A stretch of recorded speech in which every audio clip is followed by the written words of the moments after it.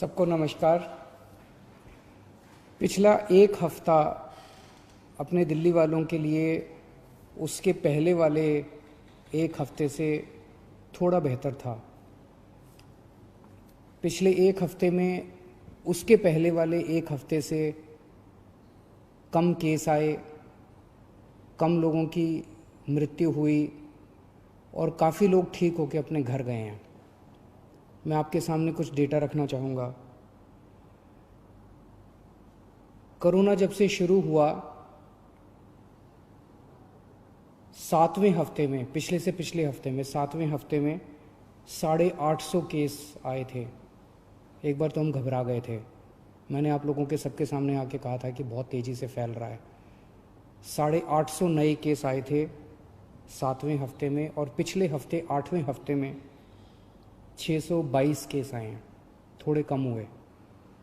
दुनिया भर में देखा गया कि एक बार कोरोना बढ़ना चालू करता है तो इतनी तेज़ी से बढ़ता है कि हफ्ता दर हफ्ता फिर वो डबल, चौगुना, 8 गुना, 16 गुना बढ़ता जाता है।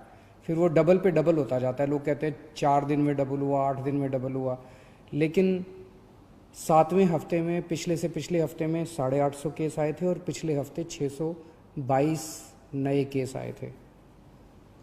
7वें हफ्ते में 21 लोगों की मौत हुई थी, पिछले हफ्ते में 9 लोगों की मौत हुई थी।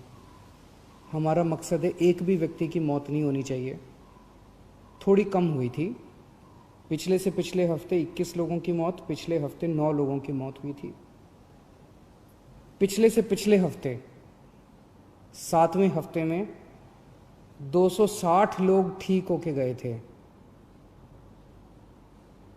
अस्पतालों से 260 लोग ठीक होके अपने घर गए थे। 8वें हफ्ते में, यानी कि पिछले हफ्ते, 580 लोग ठीक होके अपने घर गए थे। तो एक तरह से दुगने से भी ज़्यादा लोग ठीक होके अपने घर पिछले हफ्ते गए थे। तो अगर हम ये देखें कि जितने लोग नए आए थे बीमार होके और जितने लोग ठीक होके गए, अगर नेट देखें तो एक तरह से 566 लोग पिछले से पिछले हफ्ते हमारे अस्पतालों में नेट आए थे और पिछले हफ्ते केवल 34 लोग आए थे नेट।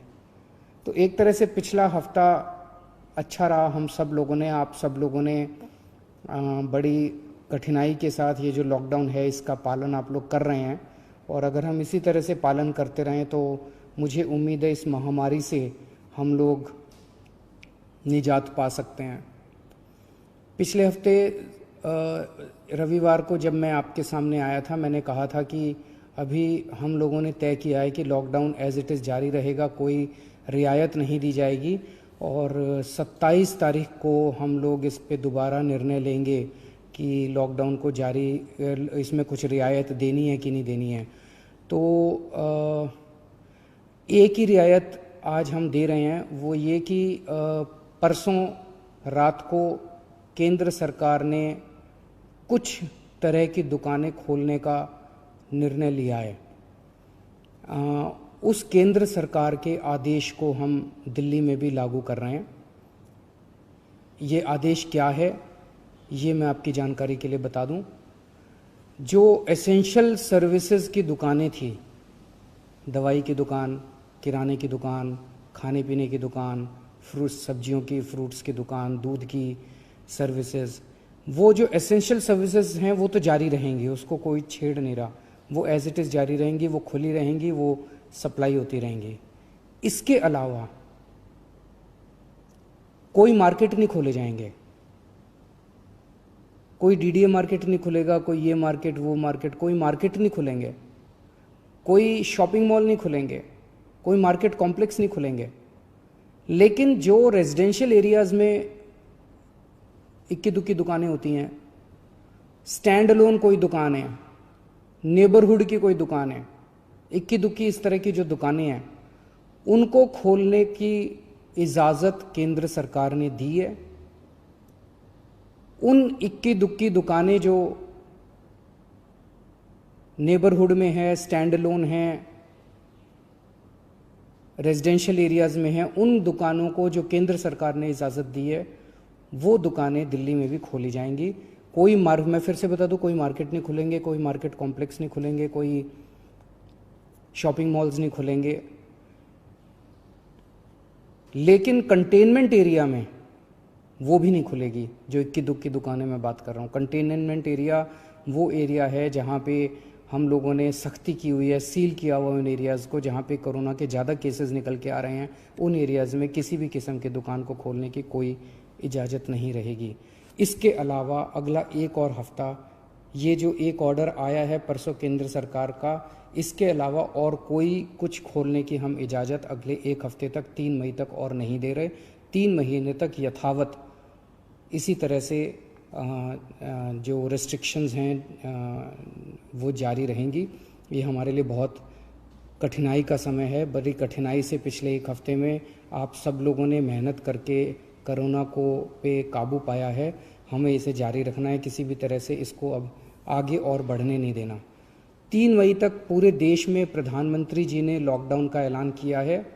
3 मई के बाद केंद्र सरकार इस पे क्या निर्णय लेती है, उस पे निर्भर करेगा कि हम दिल्ली के अंदर आगे इसको कैसे ले जाते हैं। केंद्र सरकार के निर्णय के बाद हम लोग आगे के अपनी दिशा तय करेंगे। एक अच्छी खबर है, कल मैंने बताया था आप लोगों को, प्लाज्मा से अच्छे नतीजे आ रहे हैं। प्लाज्मा के जो अभी तक ट्रायल्स किए गए उसके अच्छे नतीजे आ रहे हैं। एक एक मरीज़ के ऊपर मैं खुद नज़र रख रहा हूँ। कल एक मरीज़ थे LNJP में जो कि काफ़ी उनकी नाजुक हालत थी और डॉक्टरों के हिसाब से वो सिंक करते जा रहे थे। उनको प्लाज्मा दिया गया और उनकी तबीयत में काफ़ी अच्छा सुधार हुआ है। आज सुबह तक काफ़ी सुधार हुआ है उनकी तबीयत में।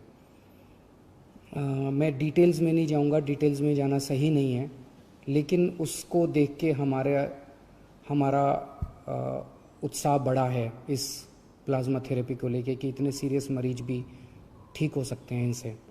मैं उम्मीद करता हूं कि वो पूरी तरह से स्वस्थ होकर अपने घर जाएंगे। अभी तो ICU में ही हैं और मैं एक एक हमारी कोशिश है कि कोई भी मरीज़ प्लाज्मा का, उसकी मौत नहीं होनी चाहिए। किसी की भी मौत होती है तो बहुत दुख होता है। हमारे डॉक्टर्स, सभी अस्पतालों के डॉक्टर्स, नर्सेज पूरी कोशिश करते हैं उन लोगों को बचाने की, एक जान बचाने की पूरी कोशिश करते हैं। हमारी कोशिश है कि किसी भी व्यक्ति की मौत नहीं होनी चाहिए। एक व्यक्ति से मैं पर्सनली उसकी खबर रख रहा हूँ, एक मरीज़ की खबर रख रहा हूँ। जो मरीज़ ठीक होके जा रहे हैं उन मरीजों को हम कह रहे हैं कि प्लाज्मा डोनेट करो। एक मरीज़ से मैं भी बात कर रहा हूँ, मेरी टीम भी बात कर रही है और उन्हें प्रोत्साहन देते हैं कि आप डोनेट कीजिए। मुझे बहुत खुशी है कि सब लोग आगे आके दूसरों की जान बचाना चाहते हैं। हर धर्म के लोग, चाहे वो किसी भी धर्म के हो, किसी भी जात के हों, सब लोगों के मन में एक जज्बा है कि मेरी जान बची, अब मैं किस तरह से दूसरों की जान बचा सकता हूँ। मेरे मन में एक विचार आ रहा था, मैं सोच रहा था कि कल को, अब जब मैं पिछले कुछ दिनों से लोगों को ब्लड डोनेट करने के लिए, प्लाज्मा डोनेट करने के लिए इतना हम लोग उनको प्रोत्साहित कर रहे हैं, तो मेरे मन में एक विचार आ रहा था कि कल को कोई पेशेंट, मान लीजिए हिंदू है और बहुत सीरियस है, हो सकता है उसको मुसलमान का प्लाज्मा उसकी जान बचाए। मान लीजिए कोई पेशेंट मुसलमान है, बहुत सीरियस है, हो सकता है किसी हिंदू का प्लाज्मा, हिंदू के शरीर का प्लाज्मा उसकी जान बचाए। भगवान ने जब धरती बनाई थी तो उसने तो इंसान बनाए थे। हर इंसान की 2 आँखें हैं, एक जैसा शरीर है, लाल रंग का खून है, उसी किस्म का प्लाज्मा है। भगवान ने तो हमारे बीच में कोई दीवार पैदा नहीं की। भगवान ने तो किसी किस्म के ये धर्म वो धर्म हमारे बीच में किसी किस्म की खाई पैदा नहीं की। ये तो सब हम ही लोगों ने की हुई है। कोरोना होता है तो सबको होता है ना, कोरोना तो हिंदू को भी होता है, कोरोना तो मुसलमान को भी होता है। और आपके शरीर का प्लाज्मा जब बचाता है तो वो हिंदू का प्लाज्मा भी दूसरे को बचाता है, मुसलमान का प्लाज्मा भी बचाता है। हिंदू का प्लाज्मा मुसलमान को भी बचाता है, मुसलमान का प्लाज्मा हिंदू को भी बचाता है। तो फिर ये दीवारें हम लोगों ने आपस में क्यों पैदा की हुई हैं? कम से कम ये कोरोना की बीमारी से हम ये सीख तो ले सकते हैं। अगर हमारे देश के सब लोग, हिंदू, मुसलमान, सिख, ईसाई, जैन, बौद्ध, हम सब मिलके एक साथ काम करेंगे, प्यार और मोहब्बत से काम करेंगे, तो ये देश को कोई नहीं हरा सकता। इस देश के सामने पूरी दुनिया को झुकना पड़ेगा। हमारा देश इतना अच्छा है। और अगर हम बट गए, आपस में लड़ते रहे, तो फिर कोई उम्मीद नहीं बचती है। तो मुझे लगता है इससे हमें ये सबक लेना चाहिए। अगर आपके मन में कभी भी कोई दुर्भावना आती है किसी दूसरे धर्म के व्यक्ति के प्रति, तो ये सोच लेना कि हो सकता है उसका प्लाज्मा कल को आपके काम आए और आपकी ज़िंदगी बचाए। Thank you.